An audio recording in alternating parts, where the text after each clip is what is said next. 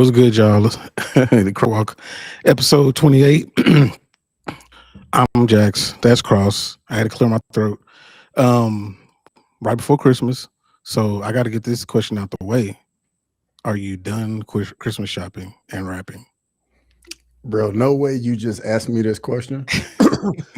I have not even gone yet. I was planning on No. just, bro, hey, I'm planning on knocking it all out either tomorrow or Wednesday, dog. I'm one of those people, man. I just knock it out one fell swoop and just go with that, you know? What about you? I'm pretty close to done with Okay. the buying stuff. I got some people that are kind of hard to buy for, but like I'm getting close. Wrapping, nah. I hate wrapping gifts. We already talked about this, but I don't like it either. Mhm. But yeah, no, I'm not finished, dude. I'm dreading it too. I'm dreading Yeah, it I'm for gonna sure. go. I'm just gonna go knock this out, man. Get in, get out. That's usually how I do it, and it works out well. You know, I feel like it's all about when I'm one of those people. I work best when like there's that time crunch and like that deadline. I'm just one of those I people, knew you man. were gonna For say real, and that. I hate it. Man, some people gonna get some socks. Exactly. All right, so yeah, we had some pretty interesting things from a combat sports perspective, so we can jump into that off top. So everybody knows at this point that Anthony Joshua knocked out Jake Paul, on Friday. But what did you take from that fight? Like, really, what did you really take from that fight? Because I mean, we thought that this was going to happen, but like, what did you take from it? So yeah, like this is what we were expecting going in, at least me and you. But on the flip side, I kind of looked at it like it wasn't as one side as I thought it would be, but at the same time, like we see the difference in a guy that's been boxing 4 years, boxed in the Olympics, and he's a natural heavyweight, significantly bigger in size. Yeah, And I think, like Jake Paul, I mean, he was doing what he was needing to do, like moving around, yeah, trying to avoid as much as he can. He didn't want to exchange. Like that side of it, I totally understood. But yeah, I was definitely not expecting Jake Paul to win. yeah. No, but I mean, I was surprised at how many double legs that Jake Paul went for. Bro, I didn't know he was trying to do MMA, dog. Bro tried to wrestle. I was like, man, I Mm-hmm. thought you had the MMA contract. What happened to that? You Mm-hmm. didn't do that. But Mm-hmm. but like from Anthony, well, I'll say this from a courage standpoint, I give Jake Paul all kinds of credit. Just going in there at all. I mean, that's literally back in the day. People would ask, "Would you go and fight Mike Tyson for $1 million?" Like this ain't the same as fight Mike Tyson, but it's on that same level of a credentialed heavyweight fighter, and he went there and did it. Now, did he run for 95% of the fight? Yeah, but do I blame him? Not really. Not really. But when it comes to his boxing skills, no, nothing in there that he did made me think, oh, this dude can really fight in the cruiserweight division. No, nothing told me that. And I Yeah. honestly don't know how he's ranked number 15. Yeah, I mean, on the flip side, though, I wouldn't mind watching him box a legit boxer that's actually his size. I think he won't be on his bike as much, and we'll get to see him exchange a bit more if he's fighting somebody his size. But yeah, I mean, I didn't really have high hopes for this fight going into it. Yeah. And shout out to the people in the chat, Grimy, Crystal, Selmo Fun, I, Rebels, Rebel Flags Up. We'll get to that in a minute too. Yeah, we're Uh, definitely gonna touch on that. so Crystal said, "Do we know if his jaw actually got broken?" Jake Paul, I mean, yeah, it's broke. It's broke. Hmm. Broke. Have you seen the picture of him like with everything all swollen and stuff? I haven't seen that. Ooh, yeah, it's Is it out there, bad? dog. Like he swelled up pretty good, dog. And you know what? It felt like he really only connected, like AJ only really connected with one really clean shot, and that was the one. Yep, that's Yeah, all you need with heavyweights, bro. And I think in that fight, you could see Anthony Joshua just had no fear. He gave Jake Paul no respect because Jake Paul hit him a few times, but He landed that right hand. bruh, he was just eating them like Tic Tacs, bro. And at Mhm. that point, like you could see Anthony Joshua starting to smile in there. He like, yeah, bro, like this ain't where you want to be at right As soon as he got hit with one of those right hands, he was like, "If that's all you got, now. you don't have enough, bro. You not have enough." It was crazy. But what's interesting also about the fight, I don't know if you saw this, but like um the numbers for the fight, projected numbers. I don't know if they have the for real numbers, but the actual numbers came out. And so if you look at the Canelo versus Crawford fight, a legit legendary like legacy fight, 24 million on Netflix. Watch that fight. This particular fight, 60 million people watch that fight. So my question is, do you think that Netflix is contributing to watering down boxing? So I'm not gonna say they're contributing to watering down boxing because the numbers tell the story. Like if people tuning in, this is what people want to see. I mean, Jake Paul's a little different coming in. He's already got a platform, already got an audience, Yeah. already have all these people that know who he is, want to see him win, want to see him lose. And when you're in the entertainment business, the people that want to see you lose are going to make you more money than the people that even want to see you win. So Mhm. Netflix is doing, the business as usual. They're doing what makes them the most money, and I don't have any problems with them doing that. Yeah. But at the same time, like I think we got to make the Canelo Crawford fights happen much more. And I will say this: I will give boxing credit. Boxing has been doing a really good job the last few years of making the Mhm. fights that we all want to watch. So I definitely can give them their flowers on that. Yeah, yeah. That's really a lot thanks to Kyle Sheik, Eddie Hearn doing what he's doing. Like those guys really doing what they're supposed to do as far as like getting boxing at least some FaceTime. Jeffrey said boxing is dead. I don't think it's dead, man. I don't think it's dead. It's different. It's different. Yeah. Boxing got some plastic surgery, and we all don't like it. But boxing's still out here. They still doing it. I mean, Tony Ferguson, he got a win this Mhm. weekend. Anderson Silva. Anderson Silva knocks out Tyron Woodley. You know what? Should Tyron Woodley come outside anymore? Bro, I don't know what's going on with Tyron Woodley, man. Just hang up all type of combat sports altogether, bro. Just go enjoy life, bro, for real. Yeah, I think he should go somewhere and coach wrestling a little bit, to like high schoolers or something. Because Mhm. like being out, I mean, I know he got a check. Shout out to him for getting a check, but bruh, like he just out here just taking L's, man, just consistently, Mhm. consistently. What did Grimy say? He said, if I would have known they were going to have a ring size, the size of Olympic size pool, I would have bet the over 2.5. It was a big ring because I mean, Jake out doing laps. For real. Yeah. Um. So, what do you think is next for Jake Paul? Jake Paul, take some time off, heal up. Like you definitely took, a beating. Deal with that. Excuse me. And I'm curious to see if he takes another fight with a legit boxer in their prime, closer his size, or if he's gonna keep doing the old retired guys that aren't really in their prime anymore. If he goes after like legit boxers his size, I got no issues with it. And I actually would enjoy that just to see how he stacks up against legit boxers his size. Because Mhm. at the end of the day, weight classes matter for a reason. Yeah, they do. Yeah, I would prefer for him to do that, fight a cruiserweight, and somebody who's legit around the same ranking as him or something like that. That would make more sense. But dude, once Anderson Silva won, I was like, well, see where this is going. Mm-hmm. Anderson Silva's in the right age bracket. Like, yeah, I can totally see where this is going. But Yeah. but on the winning side, did AJ doing? I mean, he's kind of the king of these gimmick fights. Knocked out Francis Ngannou, knocks out Jake Paul. Um, did he do anything that makes you think that him versus Tyson Fury is back on track, or is some people actually want to see?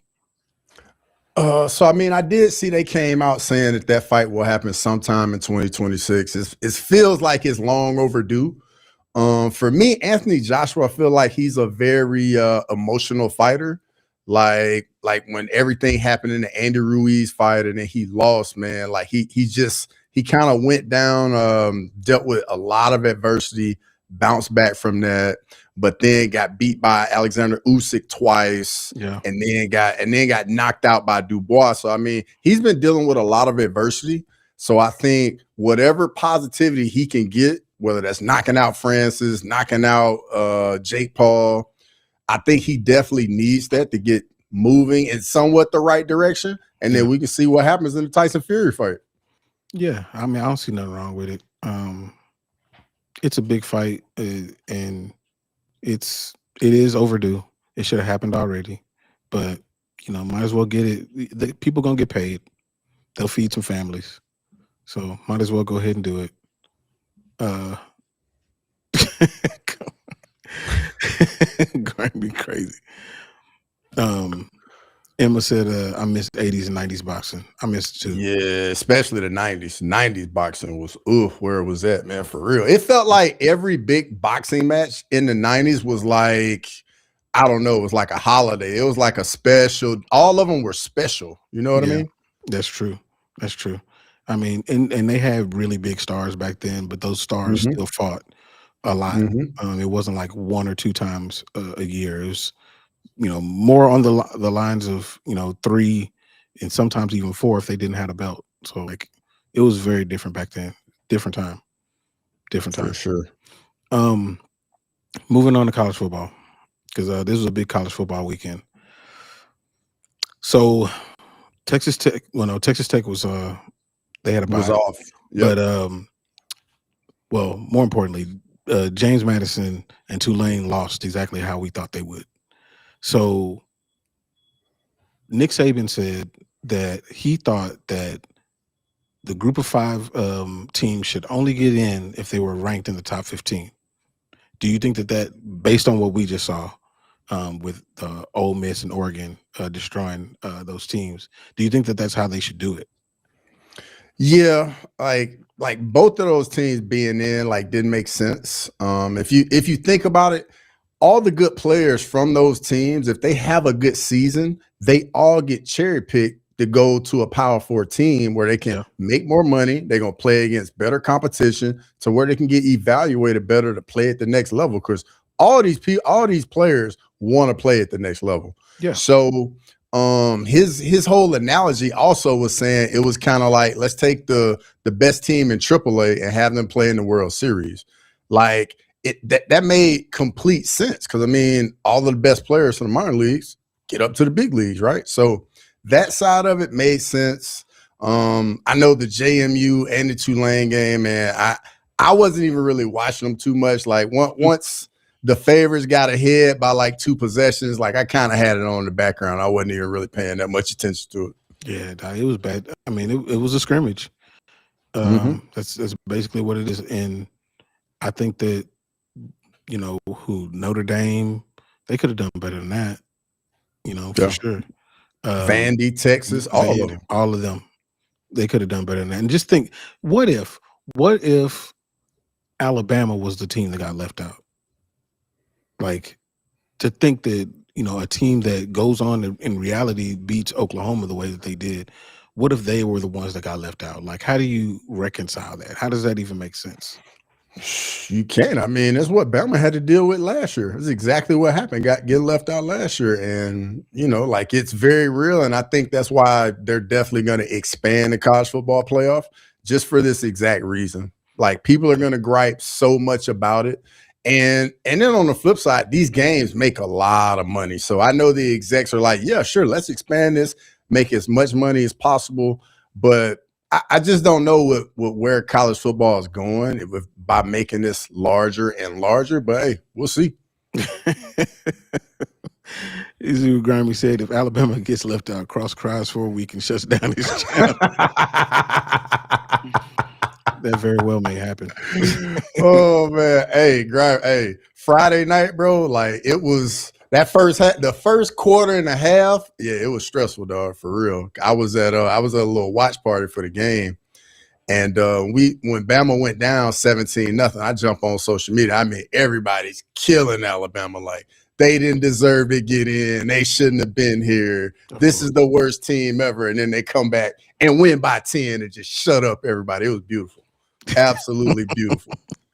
Yeah, nah, it was good. It was I mean, it definitely showed that they are more of a complete team than we thought that they were going into that, and they got some momentum. And I think that that's what they needed. Like if it's almost like the best thing that could have happened to them to be able to have play their way in if they did.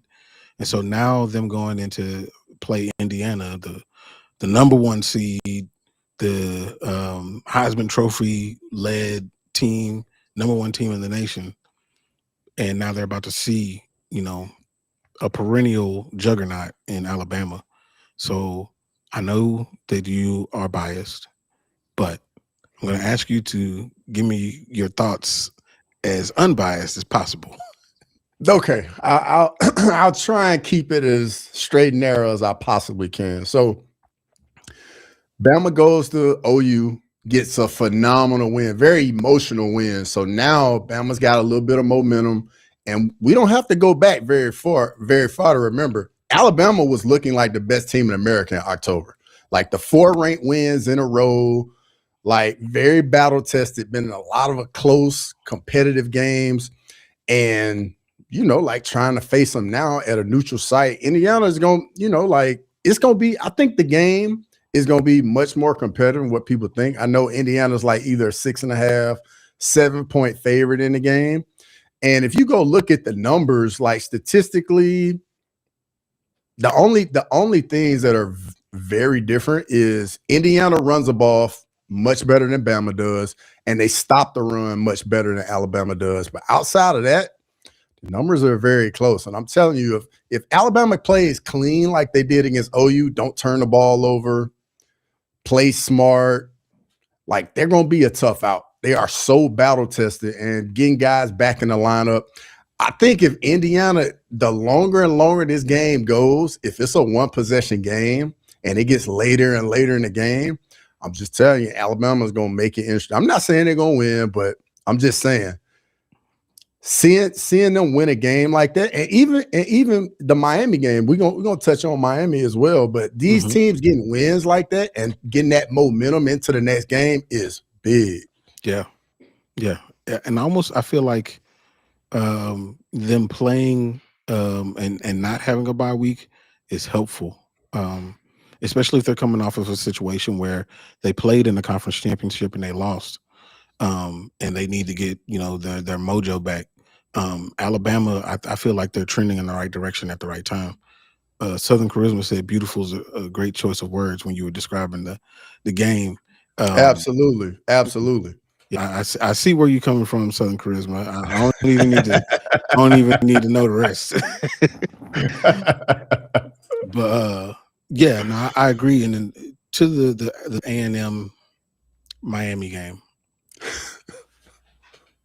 Yeah, so I did the watch along for the A&M Miami game, and man, both defenses showed up, played phenomenal, and the first half, I mean, it literally, to me watching it, it felt like Miami was just hanging on, and it's just a 3-point game, and I'm like, man, these defenses playing out of their mind. Yeah. A&M just couldn't string drives together. Like they would make a few good plays, and then all of a sudden it'd be like fumble here, like they just would shoot themselves in the foot, and Miami just hung around, and it got to the second half. Then next thing you know, Miami's running game starts to pop. They start ripping off some big runs, and then they get the touchdown from the freshman, Tony, and they get a big clutch win. And then something else I got from these playoffs is all the Alabama assistants. Mario Cristobal, former Bama assistant, he gets a win.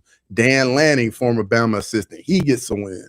Pete Golding, Ole Miss head coach, former Bama assistant, he gets a win. So, I mean, it's got a lot of Bama ties into the playoffs this year. So you saying even if they lose, they win? Trying to say? I'm just saying, like, hey, every school wants to get them a coach, man, from Bama, dog. That's all. That's what I'm saying. You see what Grimy saying? He said, "I'm not saying they're gonna win, but I'm just saying." Exactly, Grimer, you get it. So, speaking of coaching, let's touch on this really quick, and I know you guys have thoughts on this, but like Grimy brings up the Michigan coaching search, and you brought up a lot of Alabama coaches that have filtered out into the world. Who do you think Michigan is going to tab? Like, who are they going to be gunning for to come and fill that spot vacated by a man who's chasing something else? So I know there was all the rumor. There's been all the rumors rather about Kalen DeBoer, the current Alabama coach, going to Michigan. And I actually think that there was a little bit to that Michigan did want him. But I think him getting that win against Oklahoma on Friday is just going to nip that in the bud entirely. But going forward though, Grimy said it, like the Jesse Minter name. I know that's a name a lot of people up there in Michigan like. I know Grimy been talking to me about him on the interwebs for weeks now. So yeah. I think that's a good name. And I know that program, they like a certain brand of football. They want to be physical, run the ball, play good defense, that old school brand of football. And like we'll see. I don't really know where they're gonna go because I mean you just been hearing so many different names. Yeah. And we just saw the coach at Arizona State. His name was in there, and he just signed an extension, so he's out. But I don't know where they go now. Yeah, it's true. Shout out Chris Cushman. What's good? Kush. But I agree, man. I do think that Jesse Minter, that's an excellent name for them to kind of lean towards. They're gonna have their pick though of who's left, I would say, but they're gonna have a pretty solid pool to choose from of who's left. It just sucks as far as the timing. You want this to happen earlier in the year before signing day, so you can have a bigger pool of people to choose from. But it's still Michigan. Yeah, their program is a little dirty right now, but. A little? Come on now. I was trying to be nice. I was trying to be nice. It's kind of filthy. But, but that being said, it's still a desirable job. So people still want to go there. So they can get somebody, but they got to do, man, they better bring a broom, a vacuum, some cleaning supplies, some Fabuloso, all that. So, because it's a lot to clean up. But, I was going to ask you about the Oregon and Texas Tech game. Okay, so the Oregon-Texas Tech game, I think this is going to be a very interesting matchup because I think a lot of people in the South and maybe, in the Midwest haven't been taking Texas Tech serious. They think, they haven't beat anybody. Like, we don't really know much about them. This is the game where we're going to find out because we're going to see if they can handle Oregon up front, be physical, and that defense for Texas Tech has been flying around all year. So I'm very curious to see how that matchup goes. Just because, Texas Tech doesn't really play that type of football a lot in the Big 12. So we're going to see if they can hold up to that phicality of the Oregon Ducks. Man, I see a track meet. That's what I see. It's going to be really, man. I see it being high scoring. I think that, and mind you, Texas Tech has some really good defensive players. I think I can't remember his name, but their end, they have a right end that's really good, and a linebacker really good. But they give up a lot of points, man. They still give up a lot of points. Yeah. They just happen to score a lot of points. So I think that in Oregon, that's just what they do. All that speed. So I mean, I think that it's going to be a track meet, but I still think Oregon's going to win. Oregon is my sleeper, man. Really? Oregon's your sleeper? That's my sleeper, man. Okay. I mean, bro, these quarterfinal matchups are going to be phenomenal, bro. Like, I'm so looking forward to it. New Year's Eve and New Year's Day. I mean, we get Ohio State, Miami, New Year's Eve, and then the other 3 games, New Year's Day, man. Like, this takes it kind of back in the day when you would get up on New Year's Day and just watch all the bowl games. You know what I mean? I miss that too. I used to do that all the time. Sean Moody going with Oregon. I like it. Okay, Moody. Southern Charisma said the coach done crashed out, man. Talked about that Man. last week. Oh man. Never order a plan B via DoorDash. Never do that. Mhm. If you learned To your anything, job. To your job, bro. if you learned anything, don't do that. Don't do that. Man, what's going on in the chat? You see this? Yeah, I see it. I don't know, dog. I don't know. King AI. Yeah, I don't know. Nah, that's nuts. Last thing about college football, Georgia and Ole Miss.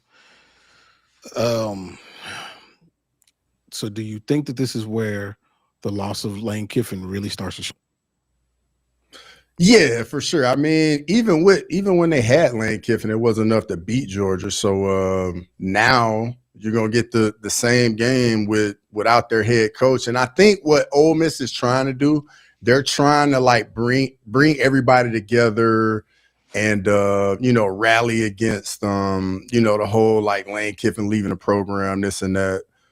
But I don't think it's going to be enough. I think that Georgia Ohio State clash in the semis is what everybody's looking forward to, and we'll see if both teams advance. Yeah, I think that's where we're headed. I think everybody kind of probably thinks that way. But I mean, Ole Miss, they kind of they kind of have an excuse already in the bag. Mm-hmm. So they're playing with how money a little bit, so they can just go out there and just do whatever they can, and nobody will call them a loser, per se, because they literally lost to one of the, if not the most important person on the team. So, but I think that Georgia probably wins this going away. To be honest.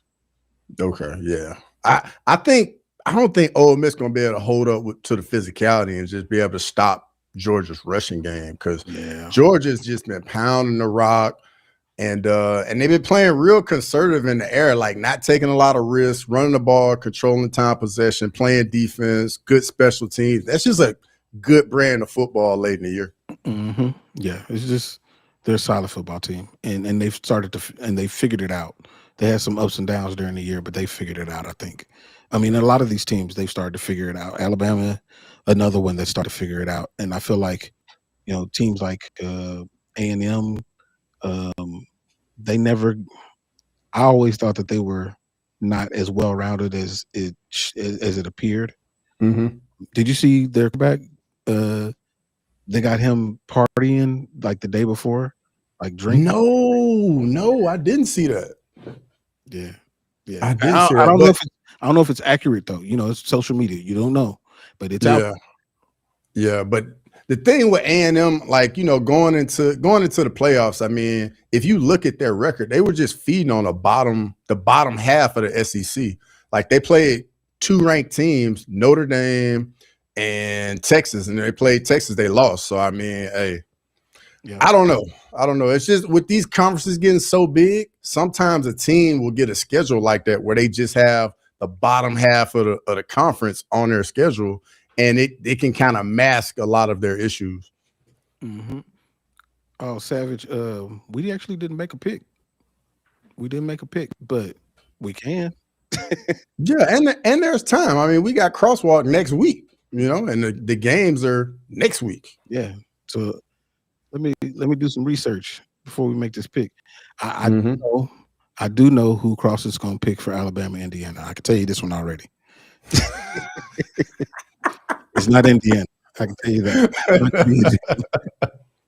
Bro, who would have thought like college football playoffs, monster matchup, Alabama, Indiana, and Indiana would be favored? Who would have thought that at the beginning of the year? Never.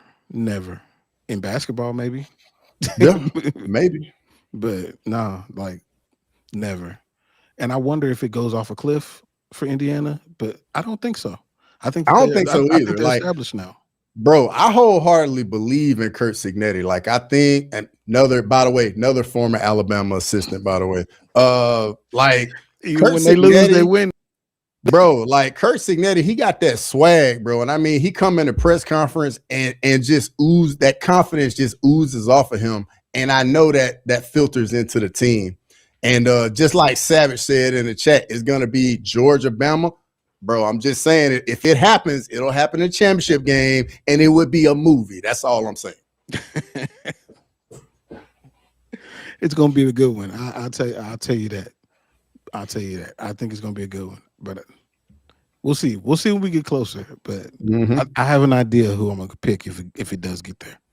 Yeah, I already know you ain't picking Bama, dog. I already know. You can't fool me, dog. I know you don't want to believe. It's okay though. It's okay. We'll see. I might change my mind. Then a coin flip. Yeah. All right. So I think I've hit everything on college football. Let's talk about some professional football where these boys want to go. Man. So first of all, did you see the Seattle Seahawks and LA Rams game? Yeah, bro. That Thursday night game, that's what you want to see in the NFL late in the year. Like the game for the number one spot in division, like so much on the line, playoff seeding on the line in Seattle, raucous crowd. Like that's just beautiful football. It was, man. I mean, it was so fun. And I mean, a lot of, small things that touchdown by Charbonnet at the end that kind of weird backwards pass, but it wasn't a backwards pass, but it was a backwards like that whole thing was crazy. And then you see these two star wideouts, doing the things to carry their team. Obviously no Devontae Adams, but Puka Nacua, I mean, one of them ones, man. He is one of them ones. And of course, Jackson Smith and Jigba, the best wide receiver in the league this year. I mean, here's the question that came from this, though. So the MVP race is super weird this year. Nobody that's really just like head and shoulders above everybody else. Just like no team is really head and shoulders above everybody else. Matthew Stafford was favored going into this game to win the MVP. He lost. Do you think that he still should be the favorite, or should we be looking somewhere else, perhaps in New England? Man, for real, I don't know where you can go with this MVP race, man. It's literally all over the place, and it just seems like hot potato. Nobody's really separated themselves. I mean, maybe something definitive will happen over the next 2 weeks. Or what, we got 2 weeks left, I think. 2 weeks. But I mean, I don't know, for real, honestly. Like, who would you say? Like, is there anybody else outside of Stafford? I mean, Drake Mayer, is that where you leaning? Is that where you going? I don't want I don't want to. Not to say Drake May's been playing bad. Not that it is. Because I mean he hasn't. I think he has 28 touchdowns, like 8 picks or something like that. Now he's only won 300-yard game and it just happened. Which that would be pretty interesting. The last person to have a 300-yard game and win the MVP was a person that ran for 1,000 yards in Lamar Jackson. So that would be weird, but his team, he had team success. And this is, to me, this whole thing illuminates the issue of we've got to go towards a quarterback and on outside chance maybe a running back. Like you really should be looking for the most valuable player on the team.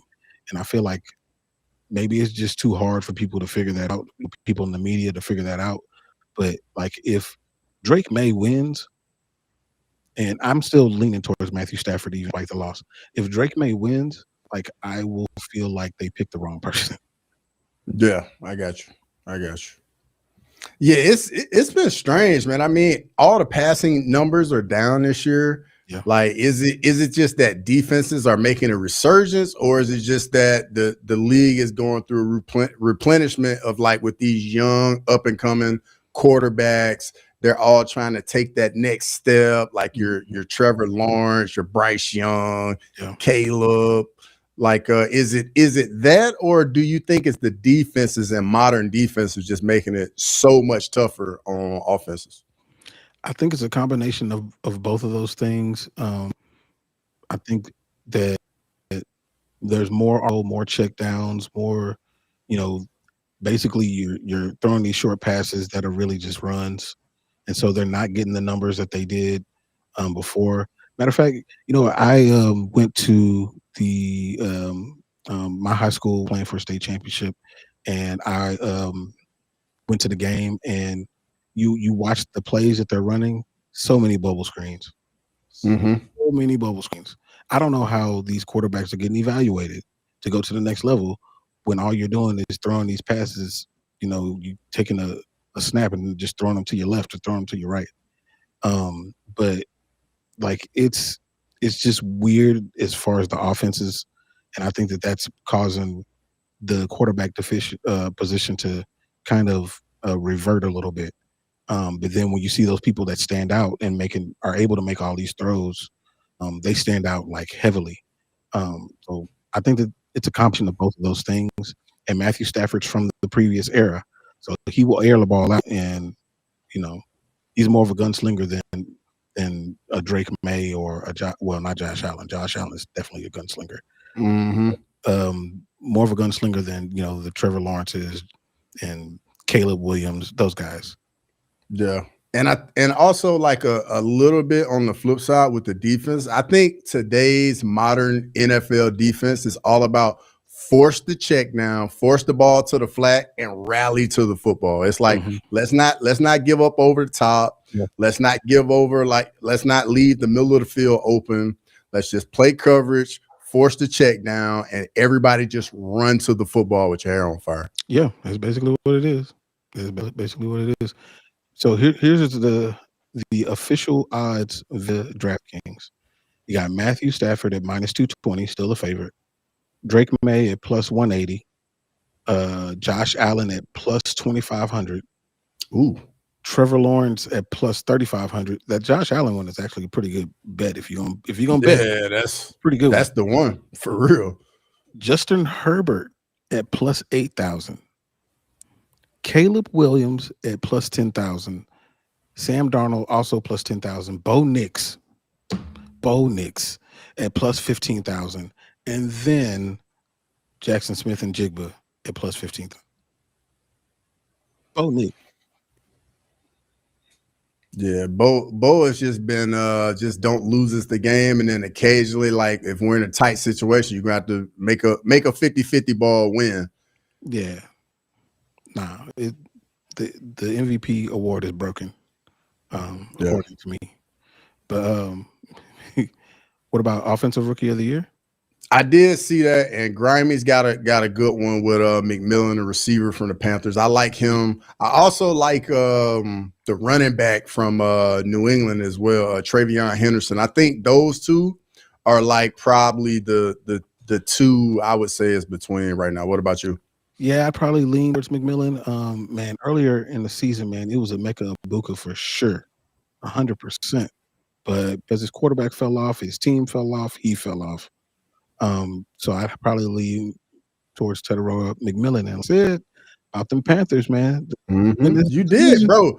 Bro, you were on it early, bro. So hey, respect to you, bro. You called it very early in the year. I did see And Greg, now Travion. I did see Henderson get hurt last night too. I Yeah, did see that too. It yeah, looked like just like he landed on the back of his head like real hard or something like that. Maybe got like whiplash or maybe concussion protocol, something like that. yeah. He got a little headache. He all right. Take some aspirin. Yeah. Um. So before I ask you this last question, let me ask you this. So Shador Sanders goes up, and they go up to and play Buffalo. Not go up to Buffalo, but they play Buffalo, and they play a pretty close game. Mm-hmm. And there were some mistakes that were made, but obviously flashes, as there always are, brilliance Mm-hmm. from him. So with him being the QB1, and right now they're projected to have the third overall pick. Ahead of them are the Giants, who probably don't need a quarterback, and then the Raiders, who need everything. Mm-hmm. Um, if you were the GM of Cleveland, would you try to trade up and get a quarterback, or would you ride with Shador Sanders? So if I was a GM, and I'll give you my rationale as to why I think this. I personally would not trade up for a quarterback. There's not a single quarterback in this draft that I'm just like, yeah, this dude's going to be future of the franchise for a decade. I don't think that guy's in this draft, first off. And then secondly, I think Shador has done enough. And the Browns have so many holes up front on the offensive line, like all these other issues. They need to start plugging some of these issues because if they go draft another quarterback early again, it's just going to be in the same situation Shador is in now. And that whomever that quarterback isn't going to be in position to have success either. So you might as well start showing up other spots on your squad.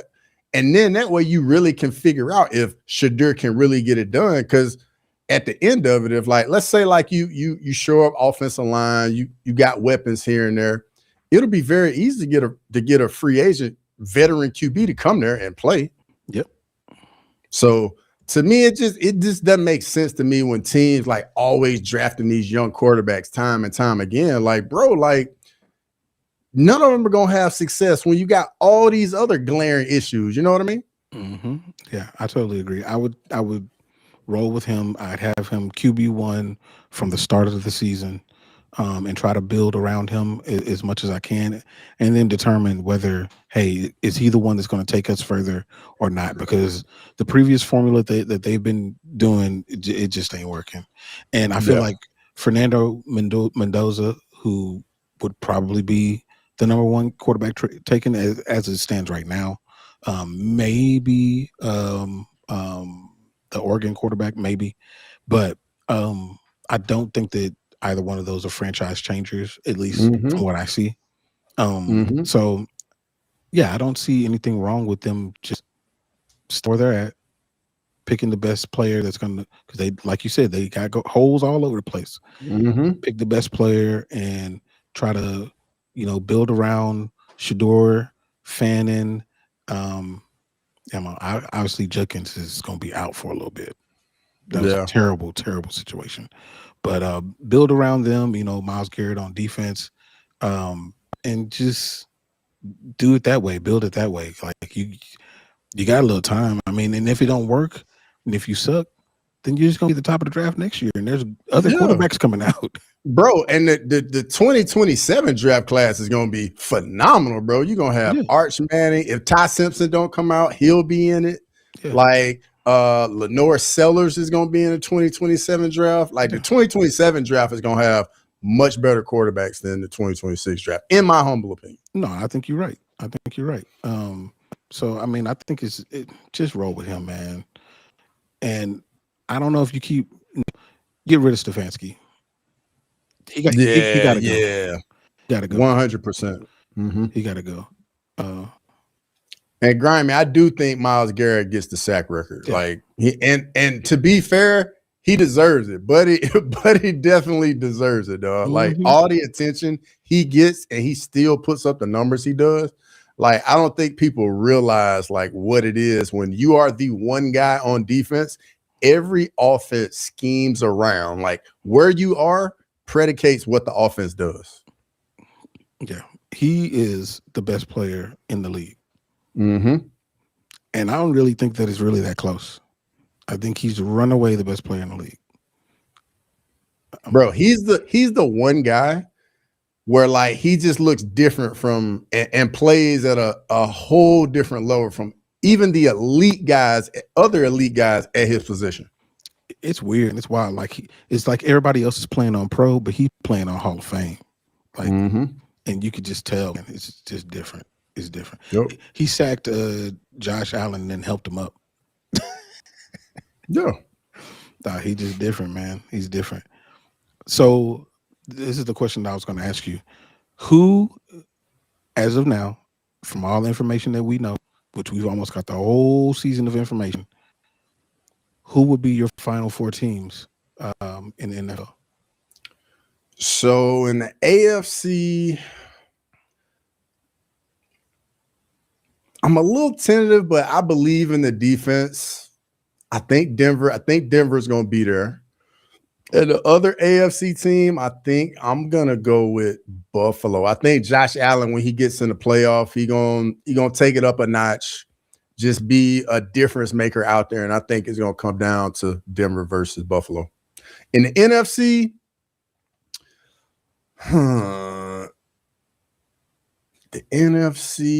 I'm going to go with, I think it's, man, the NFC West is just crazy. I think it's going to end up being NFC West. I think it's going to be the Rams are going to get there.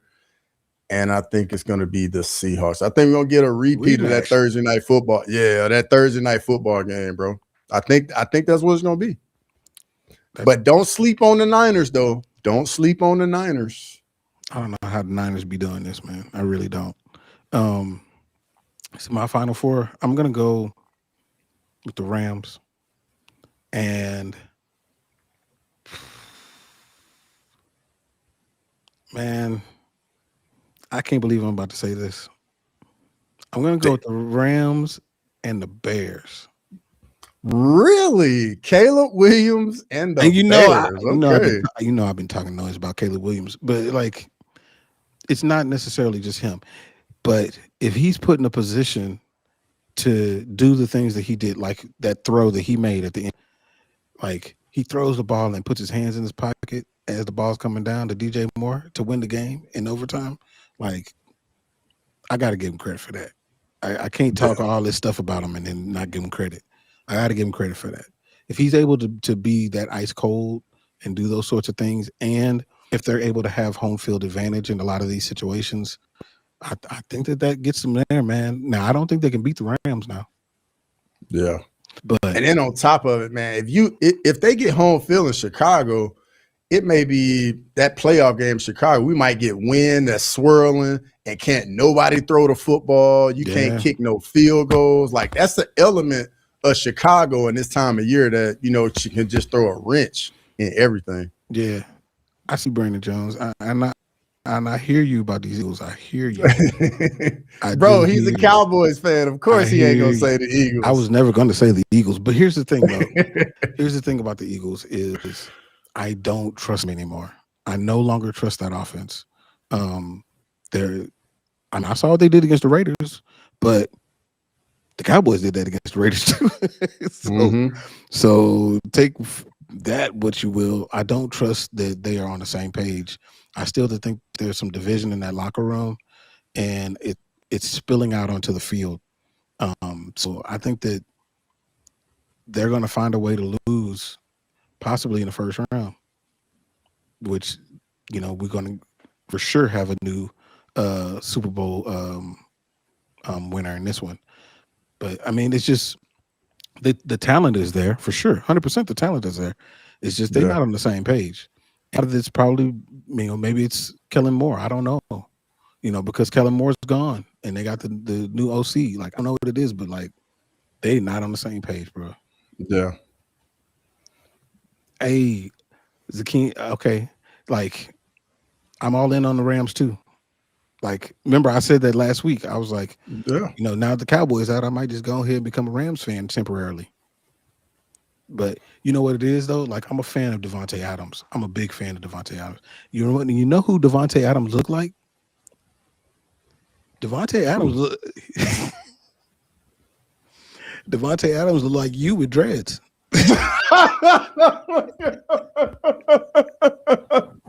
Oh my God, bro! I did not see that coming, dog. Y'all about the same size too. You a little bit bigger, but yeah. Hey, I'm gonna have to get with AI, man, to see what I look like with dreads, man. You gotta look at it, man. You be like, I do look like him. Speaking of Uggs too, shout out to my homegirl Danielle.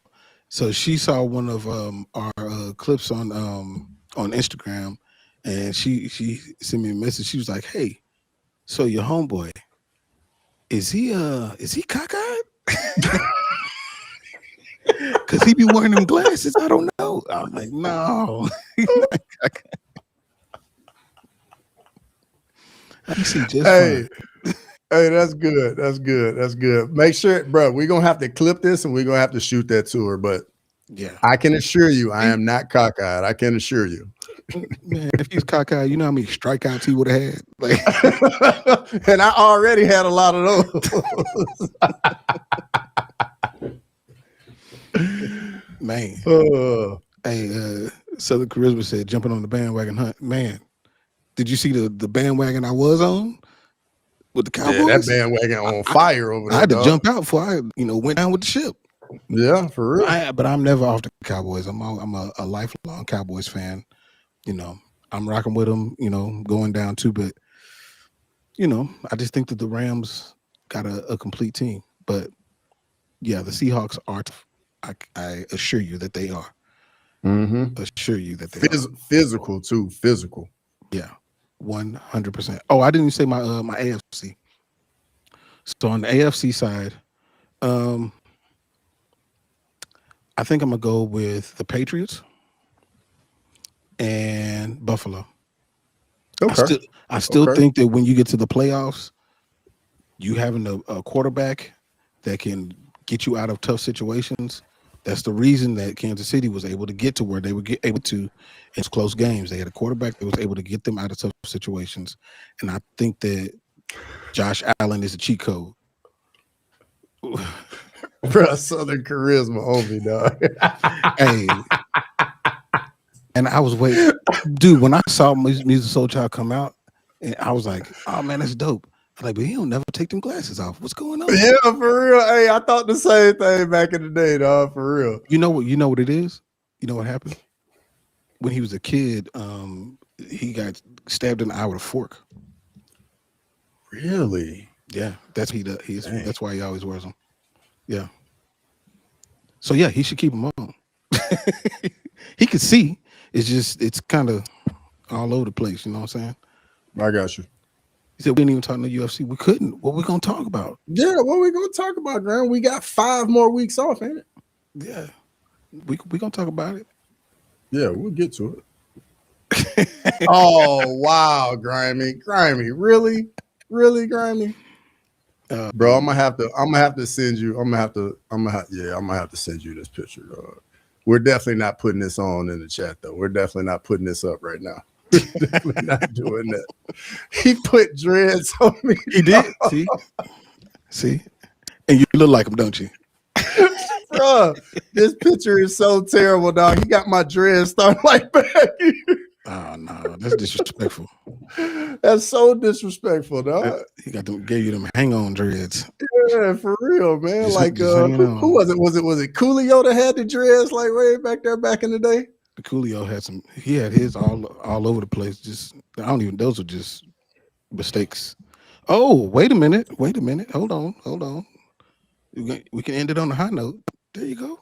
See? No, I appreciate it. Southern Charisma, I appreciate it. Thank you. See, there it is. You got you one. MMA Anomaly, bro. MMA Anomaly. Olin, what's going on? Hey, shout out MMA Anomaly. Yeah, y'all sub up to MMA Anomaly. He is in the fantasy football. I think he ended up with the best record in the league in fantasy football. Yeah, he put it together. I lost in the playoffs. Man, you know who I lost to? Sterling. Bro, how? Dude, it was injuries. That's what it is. No, Sterling? Yeah, man, dog. Yeah. Mm-hmm. That's rough. Yeah, I'm gonna hear about it too. Dude, you definitely go hear about that. It's a rough year, bro. But hey, I made it to the playoffs, man. I was in the mix. But yeah, can't win every year. I've been looking, dude. Yeah, I'm gonna need to see that picture. But yeah, I'm gonna shoot it to you. So before we get out of here, so next week we're gonna talk about the MMA awards, right? The best of. What all do you want to hit? You want to hit Fighter of the Year? We can do male women's Fighter of the Year. We can do comeback Fighter of the Year. We can do KO of the Year, submission of the year, event of the year, and just go from there. And then, I mean, even in the chat, is there something y'all want us to touch on about the UFC 2025, our end of the year? Like, let us know in the chat. If y'all got something, we can definitely work that in as well. Yeah. Nasir. Yeah, that's a classic name, bro. That's a classic name. Hey, and everybody that's over on Big Dog Chicos, we appreciate y'all being on here. If y'all can, if you don't mind, jump over to Crossover MMA and Making the Walk, and sub up to us, man. We got a lot of stuff that we put on our channels, not just about football, but combat sports, a lot of different things. So, and of course, we got this we do every Monday. So make sure y'all go there and sub up to us, so you can stay tapped in to our socials, everything, all that stuff, because this is what we do every day. But before we jump off of here, man, anything you want to shoot out to the people before Christmas? Man, Merry Christmas to everybody. I hope everybody enjoys all the time off, their time with their families. I wish everybody the best. I hope everybody's family, friends, in good health. Make sure if you're traveling during the holidays, be safe, be careful on the road, man. I wish everybody the best, and happy holidays and a happy new year as well. Absolutely. All right, y'all. Until next time. Peace. Thanks for watching Crosswalk. Come back next Monday to chop it up. So please, whatever.